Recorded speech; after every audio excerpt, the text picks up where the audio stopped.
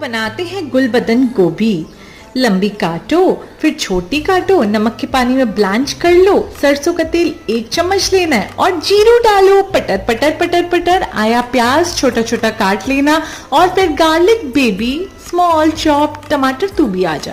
नमक, हल्दी, धनिया, मिर्ची सब डाल के प्यार से मिलाओ। अपना प्यार डालो और गुलबदन गोभी डालो। मिक्स करो, ढक देना, कवर कर देना और एग्जैक्ट 60 मिनट बाद खोलना। जो मजा आएगा ना, जम जम जम जम जम।